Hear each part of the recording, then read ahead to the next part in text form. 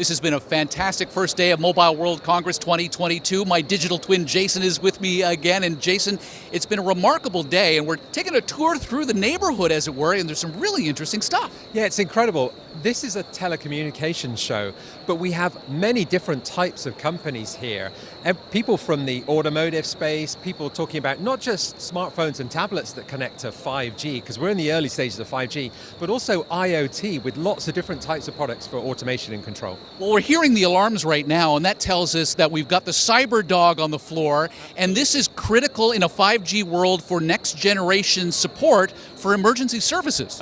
Yeah, it could well be, Michael. You never know. And what's really interesting about this, there's all sorts of different types of IoT devices that will be there in the future that will need the power of 5G for them. And so when we look at Cyberdog here, what we're talking about are ultra-low latency, reliable communications so that we can have emergency service providers get to where they need to be, even if they themselves can't. Yes, exactly. So these wide-range cellular communication systems like 5G, being able to control those mission-critical different types of machines in real time is very, very important. And then across the street from the dog, of all things at a telecommunications conference, we've got an automotive manufacturer. I know. What's really incredible about this, Michael, is the fact that electric vehicle makers now, they're producing cars that are almost like compute platforms on wheels. So there's huge amounts of information that they're collecting from IoT sensor data, obviously the infotainment systems as well. So all of that information has to be transmitted across the network. And things like 5G really comes into play here with the low latency connectivity and also the mobile broadband communications as well. And that's why we do see different types of companies like from the automotive sector here at a telecommunications show.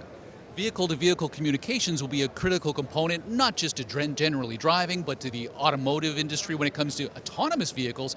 But even setting that aside, just what's behind the dashboard for the person behind the wheel, that's going to matter with infotainment. Absolutely. So everything from new types of heads-up displays as well, so driver-assisted systems, even for the passengers as well, so they can have entertainment systems in the vehicle as well. All of this requires low latency, broadband, highly reliable communications networks. All right, let's keep walking through the neighborhood and see who else we can find.